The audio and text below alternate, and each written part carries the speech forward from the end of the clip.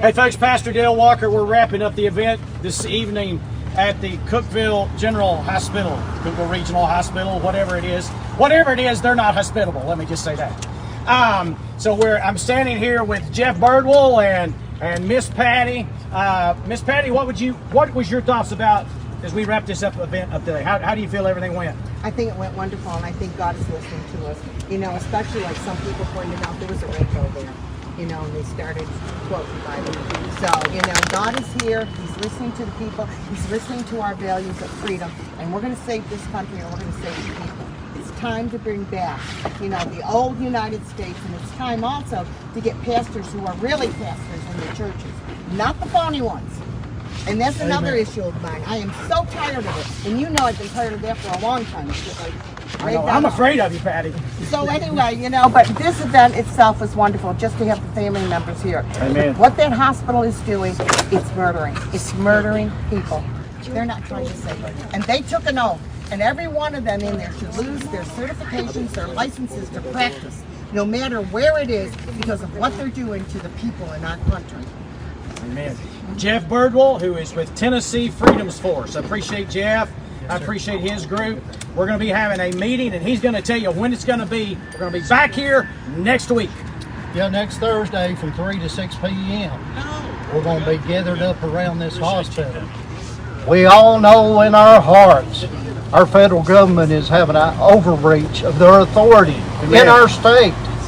It's time for the people to stand up, to push back. We need to reach out. We need to reach all our elected officials that represent us, the people. Amen. They need to be heard. They need to do that job that we elected them to do, and they're not.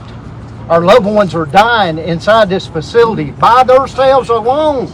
It is our choice, our freedom, our God-given constitutional rights.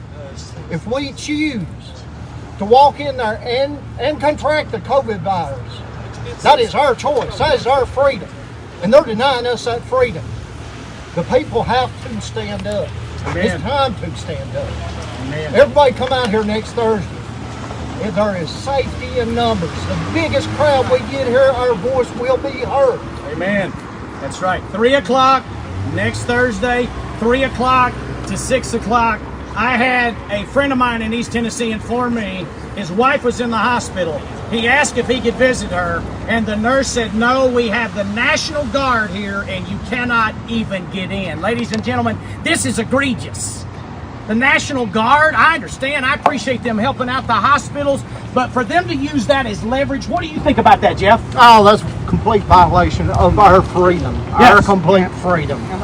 Absolutely. So we have to stand in your town, not just in Cookeville. There's 95 counties in the state of Tennessee.